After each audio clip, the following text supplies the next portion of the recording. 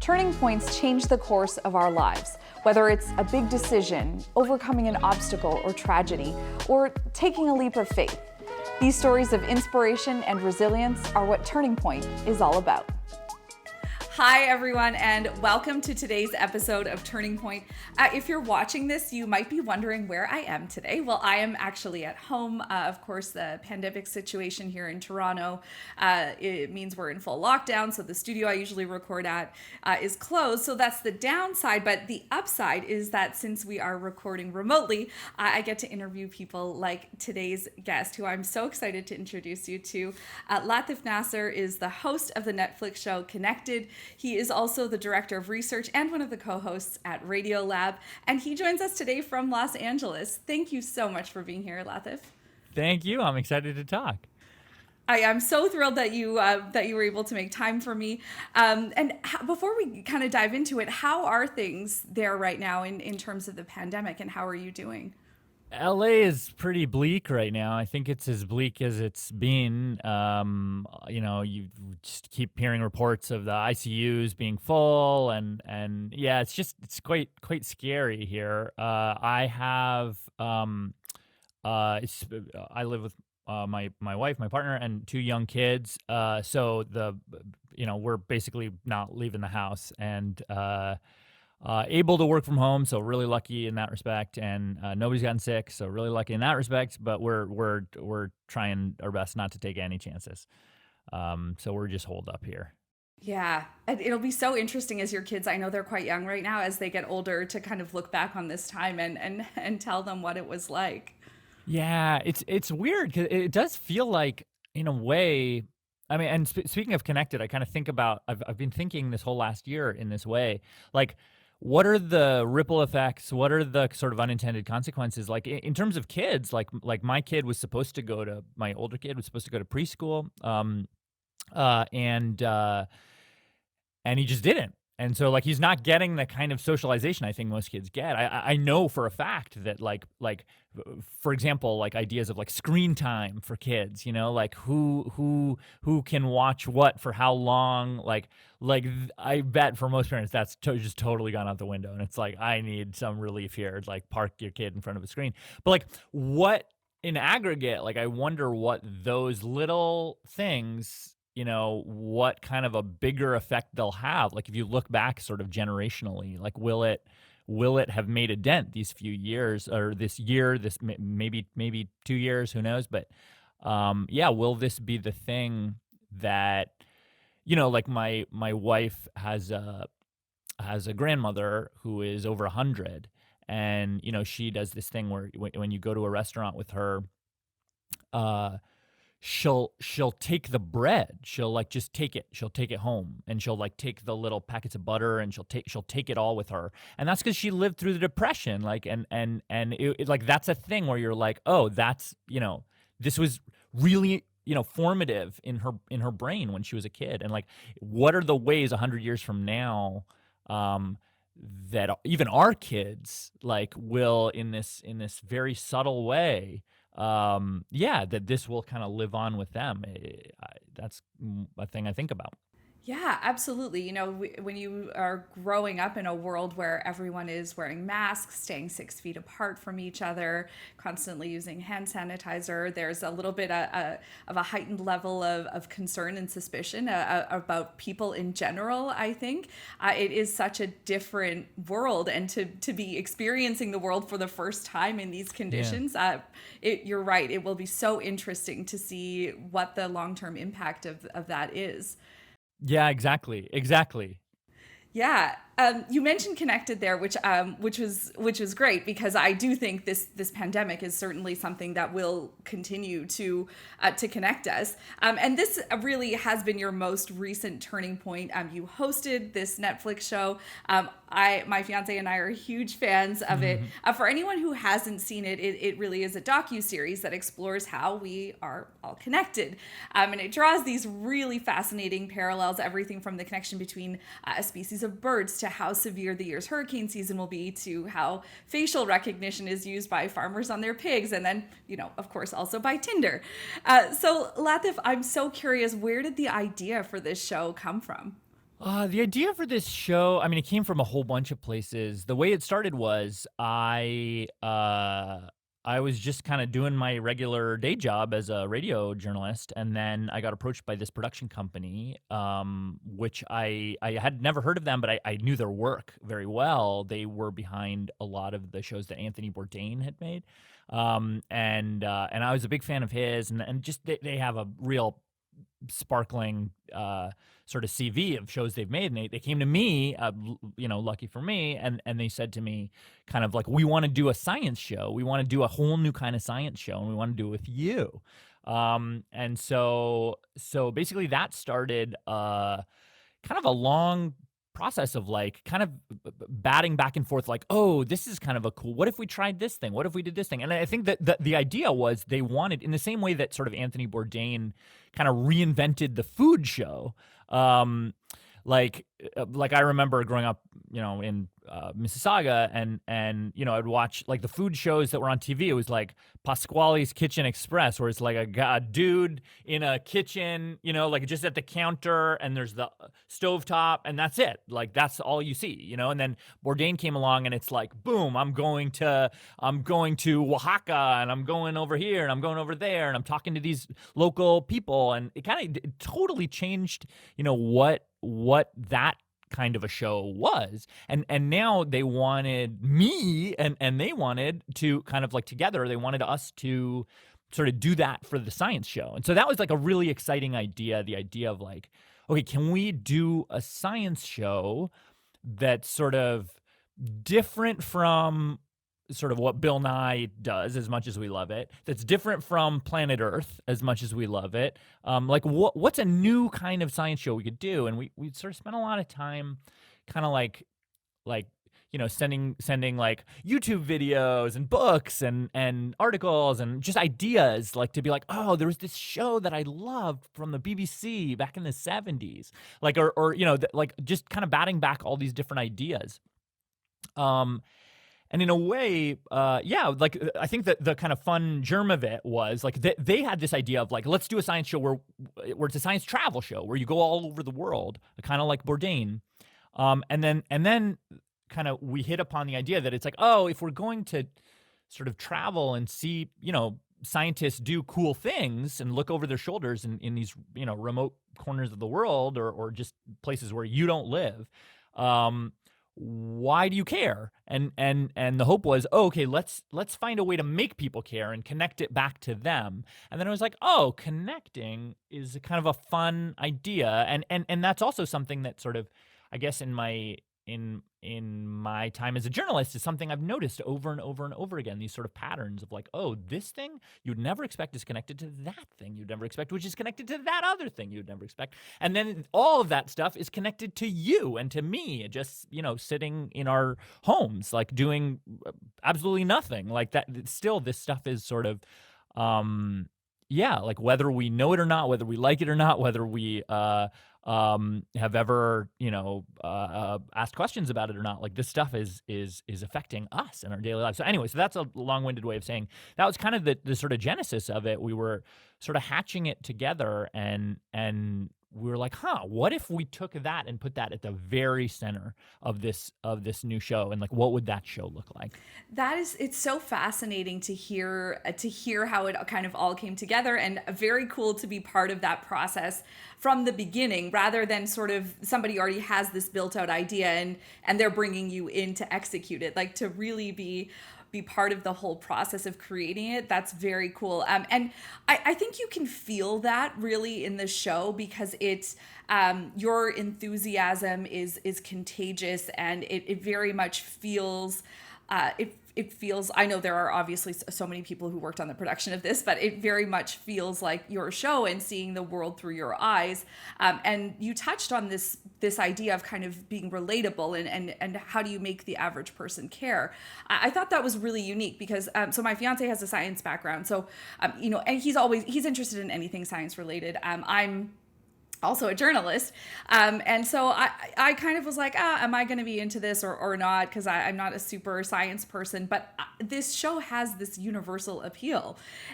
So how did you strike that balance between, being informative, but also being very relatable? Well, I think there are things we all do. There are things we all kind of whether there are things we all do, which is just like literally baseline. We all breathe, we all poop, we all eat, we all we all like waste time on the internet. Like these are just things that I would say the vast majority of Homo sapiens do. But besides that, there are also questions that we all have. I think there are these universal questions that we spend a lot of our time asking ourselves, sort of at different scales, maybe, but like questions like, you know, how we relate to other people, questions about, how we relate to the natural world, questions about where we came from, questions about whether there are other people like us out there in the universe. Like those kinds of questions, I think we all kind of have, and maybe we don't even think we have. But then when you sort of stop and think about it for 1 second, you're like, oh yeah, I totally have that question. I would like to know the answer to that. And I think it's to me, it's like every segment, every episode, it was like trying to find either the thing literally in that we all do every day, we tangibly do.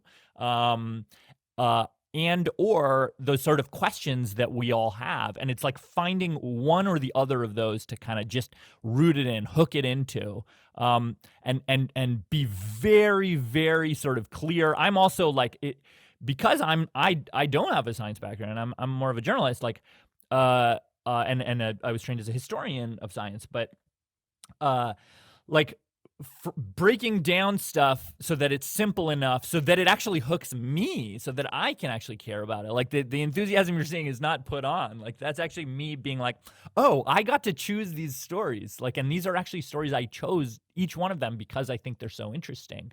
And let me show you why I think they're interesting. And so yeah, so having that kind of, having that freedom to actually pick things that that I thought were actually interesting, and then also like constantly holding each one of these story segments to that bar of like, okay, how does this actually relate to everybody? How does this how does this hook into a question that I think everybody has, whether they know it or not? Yeah, and I definitely think that you feel that, like you do feel the connection both with the material and the actual connections you're drawing, and then that connection through seeing it through your eyes, and that really sort of genuine enthusiasm that I think comes across for sure in the show. You are talking to some of the most brilliant scientists in the world. Was it ever challenging to get them to simplify some of these complex concepts? Well, yeah, I was so lucky. Like such brilliant people kind of agreed to and were willing to sort of share their research with us, share the stuff that they care the most about. And so I was really lucky in that respect. Also, I was really lucky to have, who you don't see on screen, an incredible team of producers whose job it is, as you know, working in this industry, to pre-interview people and to say, okay, who's sort of the most interesting person to talk about this thing, who actually is the person who actually did the research and was there at the moment when they found the world's oldest poop or whatever it was. Like who's the person who's sort of as close to the thing that we can find, and who might have a kind of a you know like a POV on it that you wouldn't expect, like to choose another one from the poop episode, like the dog that searches for the poop, right? So it's just kind of like, I was really lucky that I had producers who, they were both pitching stories to be like, oh, look, there's this scientist who does this cool thing. There's this scientist at NASA, Asaf Anyamba, who uses the cloud to do this thing that would, and or like if I came up with this story and was like, oh, I need someone to talk about sewage epidemiology, like, well, how can I do that? And then it's like, oh, so and then the producers would sort of go out and find yeah, kind of the most interesting people to talk about those things. And so that's like there's really sort of the magic that you see on screen, again, something being in this industry. So much of it is like, it's three steps back. It's how many people did you call when you were casting for these experts, and yeah, and sort of did you gauge properly, like which one of them sort of really pop off the screen? Yeah, I mean that the search and the figuring out how everything fits together sounds just as exciting as doing the actual interviews and putting, actually physically executing it, from my perspective too. And I think some of that comes with having this curiosity that I can tell that you have. I know your sister as well, Farah Nasser. Anyone listening who is in the Toronto area will know her. She's an incredible journalist. She anchors Global's 6 o'clock newscast here too. But I wanted to ask you about that sense of curiosity. I know she has it too. You obviously have it. So where did it come from? Do you feel like it's innate, or is this something that was fostered by your family? I think to some degree curiosity is innate. Like kids, and just because I have two young kids now, like you can see kids just ask questions about everything, even about things they already know the answers to.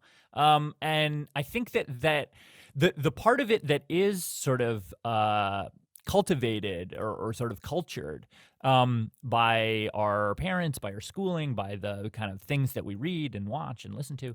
I think that's about like fostering that, that spark of curiosity that I think we all have. And I think my sister and I in particular, we were really lucky that our parents, in particular our dad, he was just a news junkie.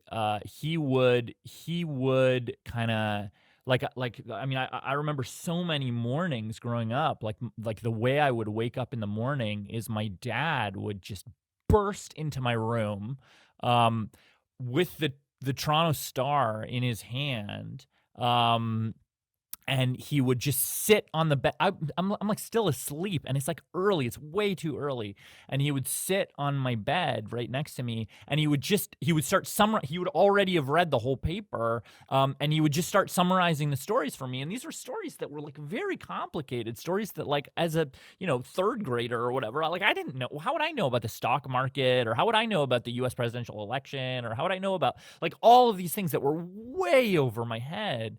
And yet he was just so excited about it. And he was, and I think part of that is this feeling that he instilled in us, that it's like the world is a big and interesting place. There's so many stories going on out there all the time, all around us. And you don't know about any of them. Like, about the tiniest sliver of the tippest of the iceberg, of one iceberg of which there are many. Like that feeling like, oh, there's all this dynamic, exciting stuff going on around us, and wow, we get to be alive at this time, like when all this dramatic, dynamic, exciting stuff is happening. That feeling, I think that's the thing that, even though, like, my sister and I, we didn't know any journalists growing up. We didn't know a single one. And then yet for both of us, I mean, I don't know if that's the case for you too, but like for both of us to become journalists, like in a family, in a subculture that didn't really have a lot of journalists like that. I think that was a kind of a testament to my dad. I don't know what your story is and how you wound up in the same field. Yeah, it's funny. My father was also very interested in journalism, very interested in TV, especially. He actually did some work. I think it was more volunteer at a community cable station when I was younger. But Oh, wow. he definitely encouraged me to go in this direction too. So it's so interesting to hear your story, because just even as you were describing your father coming into the room and summarizing these stories for you, it's like the seed of connected was planted very young, it sounds like, through him. Very much so. Very much so. That is very cool. I want to read one of your tweets here. This was something you posted when your show had just dropped. So I'm just going to read it. You wrote, "My Netflix show just went live. If I had to sum it up, it's basically if Bill Nye and Anthony Bourdain had an awkward Muslim baby." So I chuckled a bit when I read it, but I also, and I think a lot of people really thought about what a big moment this is in terms of representation. This is, of course, a space that has traditionally been occupied by white men. So how significant did that part of it feel for you? I think for me, it is, it is cool to sort of break that, break that mold, a little bit, or at least start to break that mold, and hopefully it'll sort of continue to get broken in all kinds of ways. And not to say that it's like it's a mold that I particularly felt was like oppressive or hated or anything. Like I love Planet Earth. I love Bill Nye. I love all these other kinds of uh yeah, that like the kind of the tradition, the well-worn genre of the science show. Like I love that genre. And in a way this is an homage to it. But it also felt cool to be able to me it's as much about like what I look like, the color of my skin, but it's as much about that as it is about like I think the thing that you hear when you hear that like David Attenborough or Neil deGrasse Tyson even is this voice of God, or like even the like Morgan Freeman on March of the Penguins. It's like this voice of God, right? Like it's like this omniscient, like I'm science, I know exactly what's going on, and it's interesting, and that's cool. Like, and I like that. But to me, I think what I wanted to do is sort of break that and like just give myself the permission and give the listener permission to be like a little dumber, like and be a little more kind of honest about like where your mind flits to and where your mind goes, like the feeling that it's like, oh, this is like, you don't have to be that guy to be interested in science. You don't need to be the kind of like supreme know-it-all, like you could be just like a person with a bag full of questions that you have no idea the answer to. That's okay. Like, you're welcome to the party too. Like, the questions belong to all of us, And that feeling to me is so much more empowering than like, okay, yeah, I can watch this show and it's like, wow, they went to all these cool places and they did all these things. But like for me to feel like, and the role I wanted to play was the ambassador for the rest of us. You know what I mean? Like to be like, oh yeah, you could be in a science show too. Science is interesting to you too, even though even though like maybe you didn't necessarily feel that way, with all these other documentaries, which again I love, but it's like I tried to be a little bit more inviting. Yeah, I would agree that that definitely came across, and it was kind of groundbreaking and unique in so many different ways. As you said, you kind of blew up the format of a traditional science show, mixed it in with all of this very, very relatable connections, beautiful. Oh my gosh, the visuals, like the traveling, that part of it is gorgeous. And really, like I can tell, I can see like hints of Bourdain in the visuals and that too.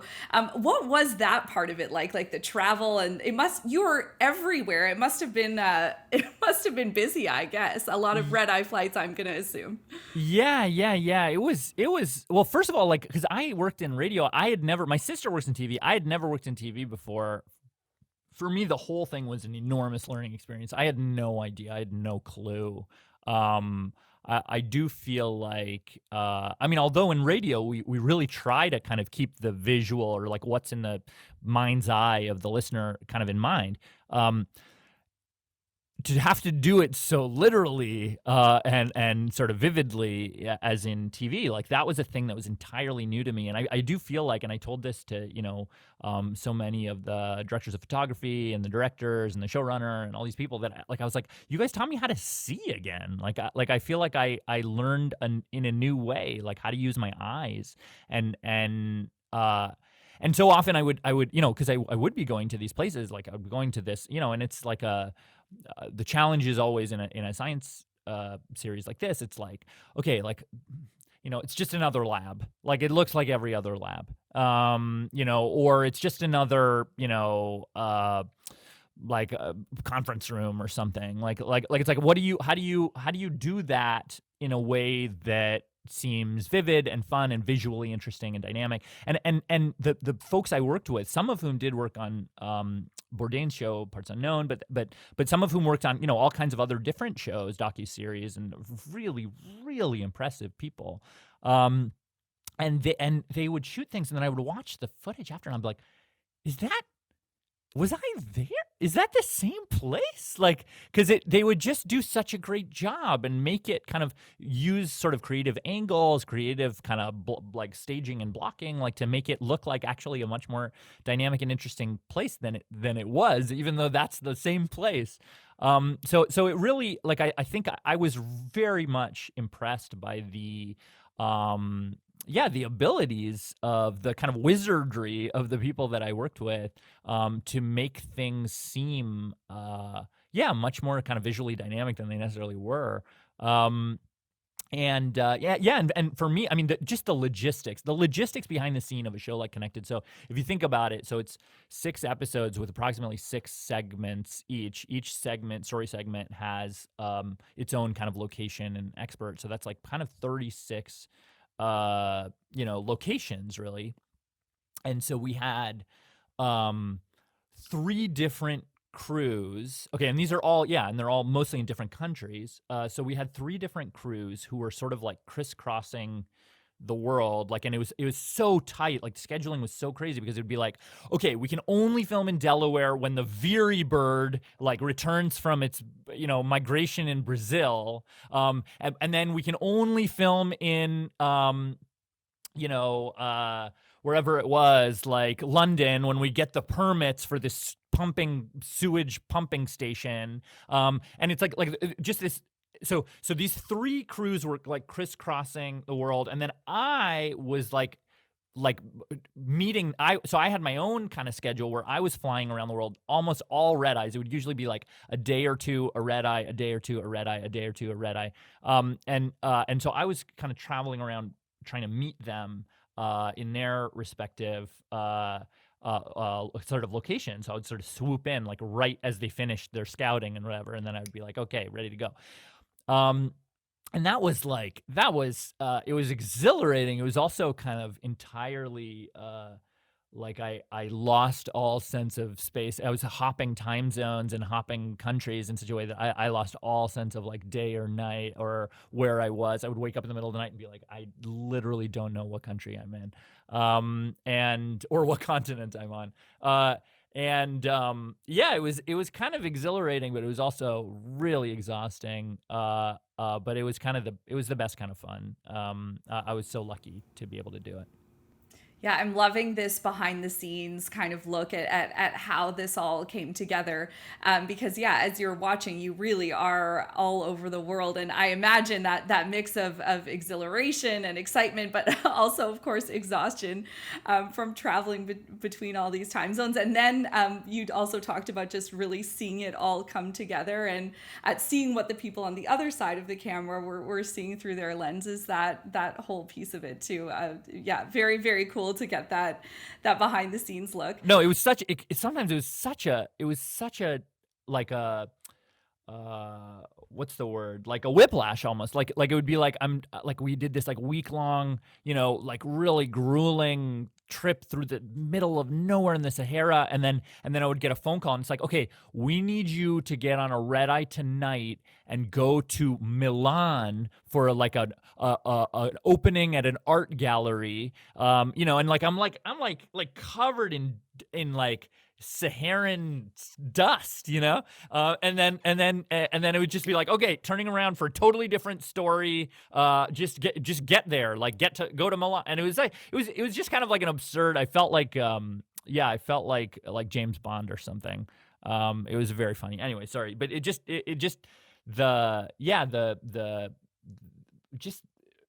was such a crazy journey to do a red eye and then be like, okay, you have an hour to sleep and then you got to go and do this interview because you can only do it and you only have 15 minutes for that interview, and go. Like, it was really a trip. No kidding. Like, a physical trip, and then also this like kind of mental journey too, to have to like really switch back and forth between all of these different topics, and to be able to do things very quickly like that, like hop on planes, show up at art gallery openings, try to sleep. I'm without really knowing whether it's day or night, I'm sure at some points. As you saw it all come together and the feedback started rolling in, I'm sure, whether it was on by email or social media, what did you hear from people? What kind of stood out to you that people said to you about the show? I think I was really worried because we filmed this and finished filming this right before the pandemic sort of really started. So by March or so, like we had just finished. We might have still been in the middle of editing, but we basically just finished, and we were and sort of then the pandemic hit, and it felt like our whole series had this sort of thesis, had this argument that it's like, okay, the world is connected. It's connected in these surprising ways that you would never expect.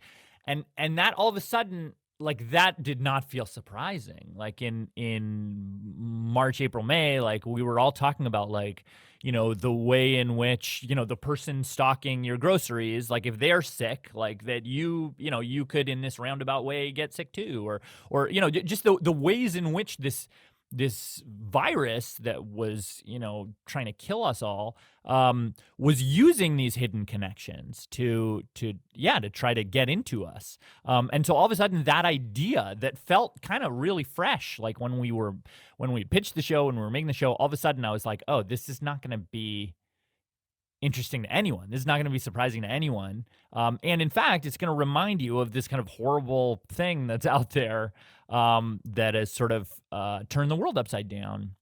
And so I was kind of worried about that, actually. And I was like, I don't know how the world is going to receive this. I don't know. It's not going to be quite as sort of shiny or surprising as I thought, And then the thing that I was sort of gratified by was when it did ultimately come out, a lot of the feedback I got was it was that, okay, yes, the world is connected, but like, the thing we've been thinking about and worrying about all day, which is this virus, that's something that's kind of this really sinister, scary way that we're connected. And this show kind of was highlighting some more maybe beautiful, poetic, profound ways that we were connected. And that somehow, like, there were a lot of people who, because of the sort of the disconnection that the virus caused, the stay-at-home orders, the quarantining, the lockdown of the travel bans and all these kinds of things, like people I think felt like they were actually hungering for that kind of connection again, and they were hungering for like, oh, what is this all for again? Like, why do I get up every morning? And I think for a lot of people, it was really kind of, it was a thing that helped them. A lot of people reached out to me and said like that they were very depressed at home, stuck at home. And this was a thing that really helped them, remember like, oh, it isn't always like this. It wasn't always like this. And there's things that are still happening. There are ways that even though we're locked down, there are ways that we're still connected that are sort of profound and maybe hopefully sort of make it worth getting up in the morning, Yeah, I think I can definitely relate to that. During my experience of watching it, I very much felt that during lockdown, you do feel sort of confined, and sometimes as the days stretch on, it is kind of hard to see what life will be like after. And it was this really incredible escape, really into seeing not just seeing all of these different places in these corners of the world, but it does have a very uplifting message. You tackle some tough topics, and obviously, especially when we're talking about things like surveillance, there are things that make you think about what is happening around you and in your own life, but there are also a lot of these very cool moments, like the connection between the Veery birds and and the hurricane season. And so I definitely felt that too. It was a really nice escape. I did wonder as I was watching it, I know we talked a little bit about how the show came to be and how you were approached by the studio, but you have a PhD from Harvard where you studied the history of science. So when you were studying, did you ever imagine that this was something that would happen, that you would host a show? No way. I mean, the moment to me that I kind of like put this back and kind of like think back, like when I was graduating from university, when I was graduating from my undergrad, like so my two jobs that I have today, I am a co-host slash director of research for a podcast, and I am a host of a Netflix TV series. Um, Netflix back then was still delivering, DVDs in envelopes. Podcasts were not, I'd never heard of podcasts. They were not a thing. They were a blip. They were like a weird sort of fringe hobby thing that, maybe a very few people had heard of. Unlike today where they're like winning Pulitzer Prizes and stuff. Like, neither of these things to me, neither of these jobs that I have were conceivable. Like I don't think I could have imagined the jobs themselves or myself doing them. Neither of those things like could have possibly been true. And I think that's kind of exhilarating to me. That feeling that it's like nobody knows what's coming. And I think that's like an important lesson for educators, and the way we think about, and parents, and the way we think about sort of training this new bumper crop of smart, curious people. Like it's like you don't know what you're training them for. You have no idea the jobs that that these people are going to be, that these kids are going to be excelling at, that these kids are going to be spending their whole like waking hours working on. Those jobs don't even exist. Like we can't even conceive of what they are.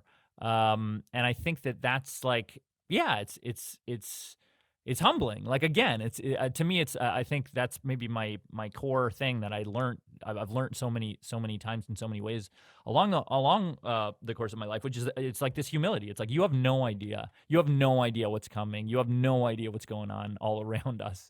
And that's something that I kind of that I feel like in all these different facets of my life, like I just keep learning over and over and over again. It's like you know nothing. And there's only definitely so much planning you can do. I think that this past year, if it has taught us anything, it has certainly taught us that. And you're right, you can't predict something like Netflix is going to turn into this huge thing. And yeah, so I like that. And as you look forward, will there be more Connected? Do you have other similar projects that you're working on that you can talk about? Well, Connected was supposed to be kind of like a limited series. We always thought of it like as a kind of a limited thing. But that said, and also given that there is a the travel, it's not a great time for travel shows right now.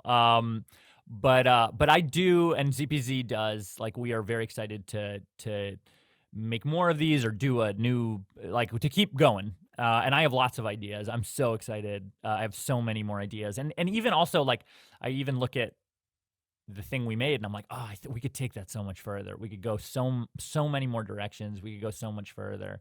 And so I'm really excited to make more TV if the world will let me. Yeah, so that's that. And then also I'm still working in my sort of regular day job, which I love, which is at this show Radiolab, at this podcast, and and kind of doing.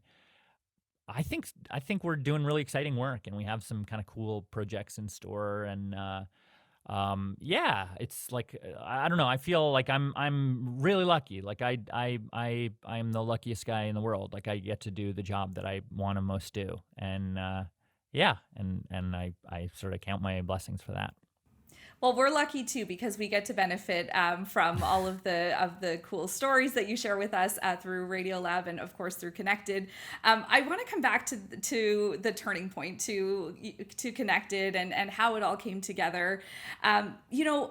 Aside from you mentioned a little bit earlier just this feeling of when the show came out and this idea of okay, now everyone knows we're connected because of this pandemic, and how that kind of actually ended up being really timely. Yeah.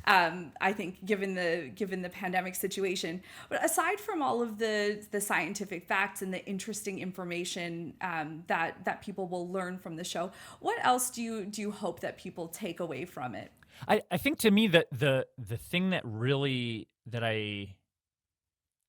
hit me and that feels like worthwhile about this kind of frame, this sort of connected frame, is that yeah, it is a scientific point. It's a scientific point that I feel like a lot of scientists in a lot of different domains, and I've done a lot of interviews with scientists, that's something that you kind of hear over and over and over again. Like, oh, look, this, a lot more is connected than you would ever have expected.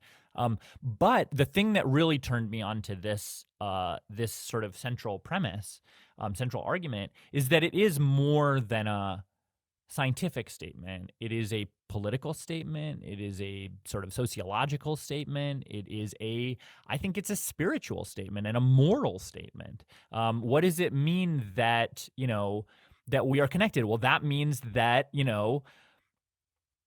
despite the color of your skin, like you need to treat people, equitably and with dignity and responsibly. And it means that even if you try to put up a border wall like that, you can't sever the connections between two countries, two societies with a wall. It just won't happen. That's not how we're built. I think that there's a kind of a moral dimension to, okay, if we are all connected, if the healthcare of my neighbor, which the pandemic has showed us, the healthcare of my neighbor directly influences my health. That's a thing which maybe in Canada is a more obvious point than here in the States. Like these sorts of things, I think that they carry a moral weight too. Once you know that we are all connected in this way, you kind of have to care for your fellow human beings and for the natural world in an entirely different way, I hope. And to me, I think that that's a kind of a crucial piece of the puzzle that will help, that will help us all kind of be better guardians of one another, and will sort of help us live in a better world. I think that's a really beautiful message to leave with everyone today. Just this reminder that we are all connected, that what we do does affect the people around us, and especially at this time in the pandemic when we all can make choices every day to take care of ourselves and to take care of the people around us. Just how important it is to consider others as we make decisions. So thank you so much for that, Latif. Thank you for making time today. I've enjoyed following your career so far, and I look forward to continuing to do so. Thank you so much for watching, for talking to me, for reaching out. I'm really grateful, and hopefully I'll be able to dish up more for you. I look forward to that, and hopefully maybe one of these days we'll when we can travel again, we'll end up in the same place. I'd love to see you and Farah together at some point. That'd be fun. Sounds great. Wonderful. All right. Thank you so much. And for all of you listening and watching, thank you so much for joining us today. Don't forget to subscribe and tune in next week. We'll have, of course, another amazing Turning Point story for you. Until then, take good care of yourselves and of each other.